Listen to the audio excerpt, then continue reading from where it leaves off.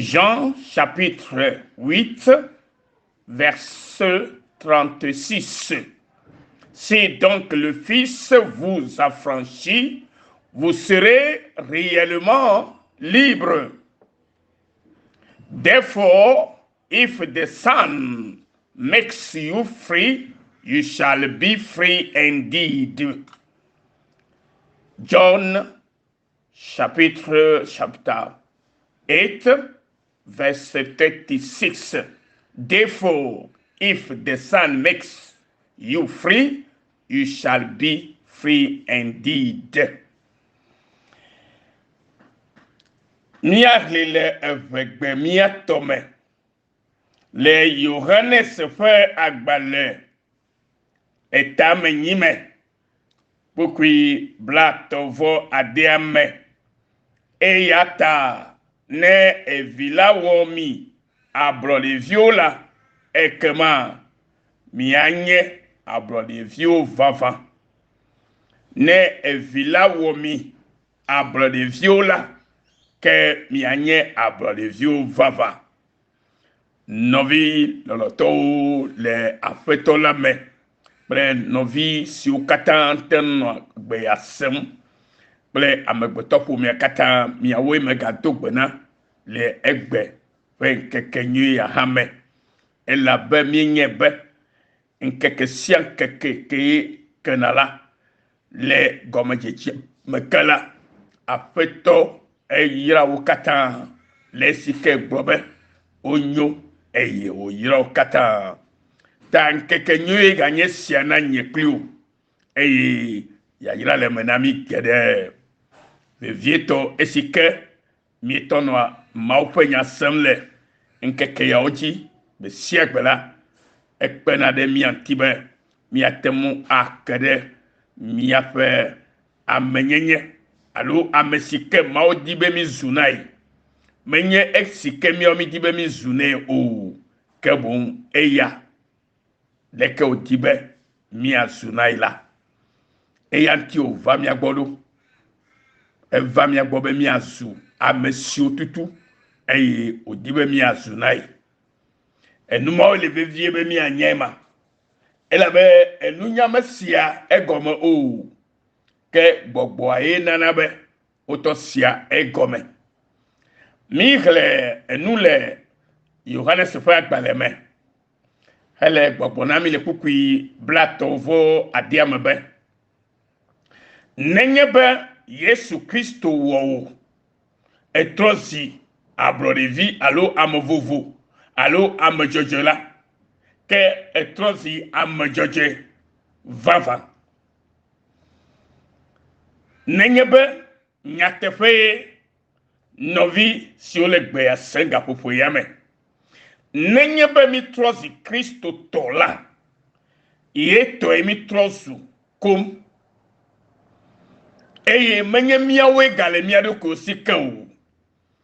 elabe edosi ko va wo de nyekru tala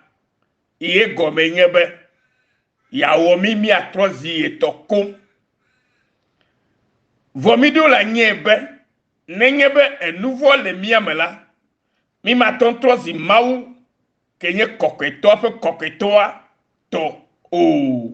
eyata yento choefe agbe do anyide miata bena miatemu atrosi eyamato kom eyata ye Yohanes fe agbale ya gbogbo mi bena nenyebe evi kenye Kristo nye mau ke val mi agbo ne nyatefe yepe vovo popo alo yepe de popo alo yepe ame wo amejoje eye nenyebe Yesu mi asila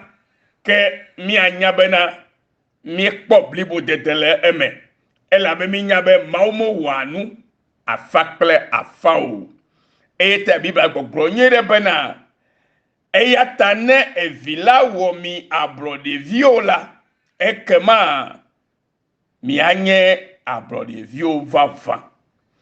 Yesu Kristo vabe ya wo mi amegbeto kata mi atozi amevovo si mi yo le pepe mebe abrode vio e nenye be nyate feela ke nemi ko e fe to siko wo jinamila ke mi trozi abrode vio vava mi trozi amejojo vava mi trozi amekoko vava elabe eyamela enufo de kemele eyam o kemia pe nufo o choho de edokweji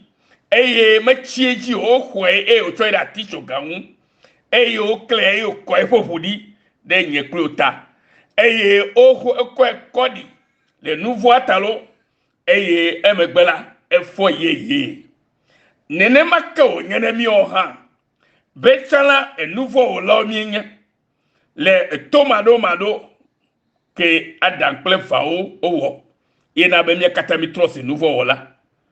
que est-ce que Jésus Christ va zonner, va demi le nouveau amen.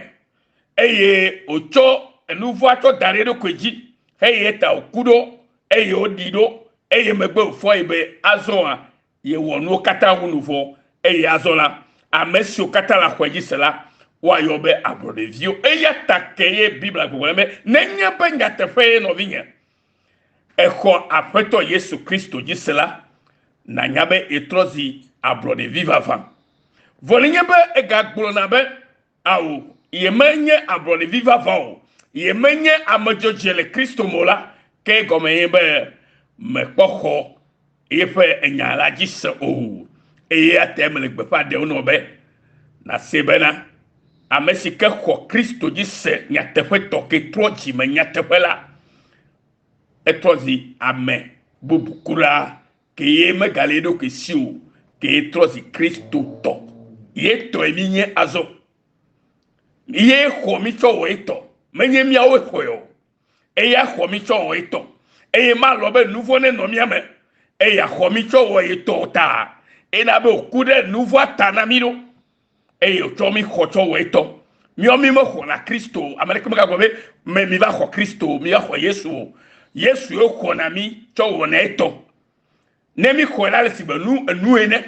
wo miawo yala Yesu ekonami eye mido la dasi mer ko atodenti eye wa khomi eye yo be trojime ne na trozi Kristo to hallelujah eye tamedibe bia sia ne va no be ekuluvie ne nyalo alo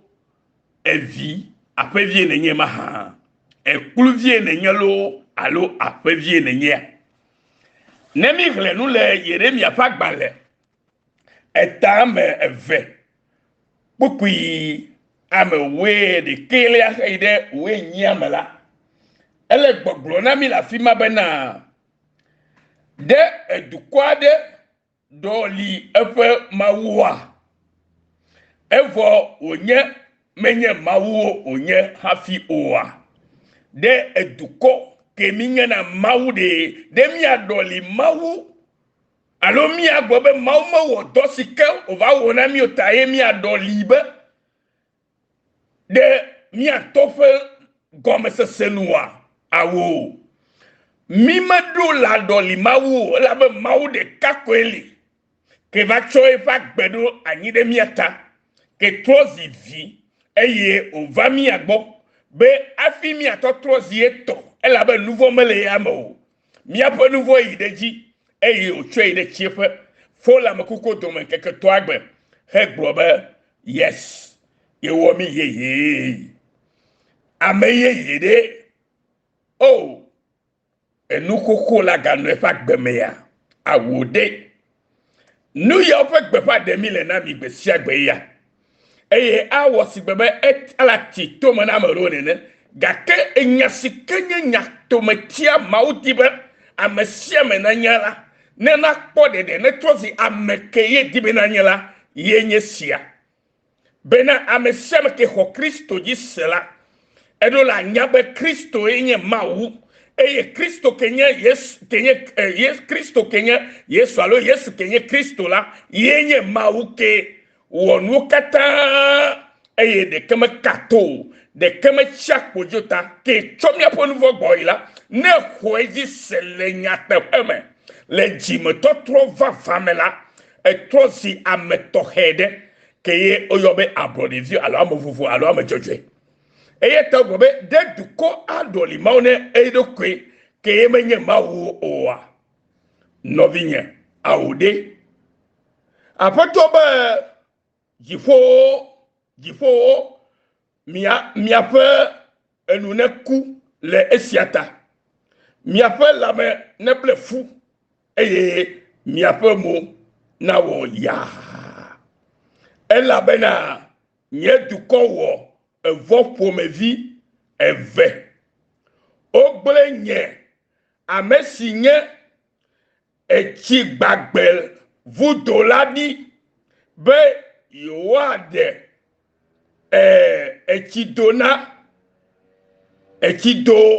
na yodo kio chido sio gbo alo chido sio me echima teun ano o kluvio minyelo alo apevio minyea nyama ya petobe mabio egbe ekluvi anyelo gbakotonye kluvi na nuvolo alo eklosi apevi kenye Yesu Kristo toa enyama ye levevierebe na dontina dokio alo na dontina mawu le bio nubere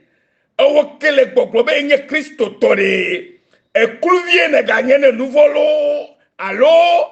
eklosi evi apevi na yemaha elabena nega potonye kluvila ala wo mawu sika ala ga o mawu bune dokio kemenye mawu elaba me kho mawu va vala ipenyagi se o kho sele do awon la fia ne kho Kristo di sela anyabe etutu e nouveau katada be ya trosi amekokwe amejaje amesike trosi mauvi eye mega wa nouveau elabo oji ochojipo oji ocho maume abeleke Yohannes fagbale gbantoa eta to pukuyo pukui ame cho pukui gbahede ame ewo ame ne gbole novinye medibe na le amero yona Yohannes fagbale gbantoa eta egba pukui ame asire kekle mo wabe ne amere gbobe nouveau menetiola ha gamoye le milja jizare ya emi afiami emi asendo gobla fima Yesu ne irami be mi sebe ole mi abiabe de ekluvio mi ga poto nyelo alo apevio sionye abrode vioa esiala otona dontina maulu nyama ye le viele na miakogbe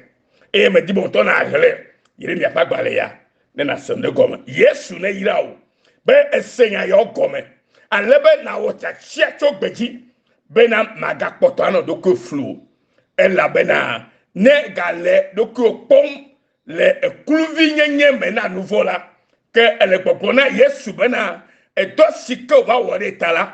me debri bota ye na be ye gaji a nouveau me ye na be ye ga no nouveau wo ngbesi agbe ye ela be ma glo na be ma ofo to menyo ete me jani mo wo nouveau la maga ide ba ugbo ye ma re kuku ne bere apeto me ga wo nouveau ke so ye bo dada nouveau yo kem oh amejoje nouveau me ga la mejoje bo ela be ese go be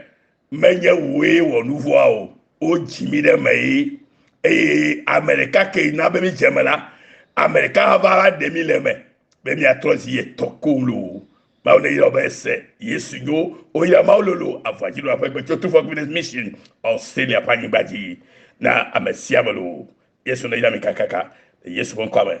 amen.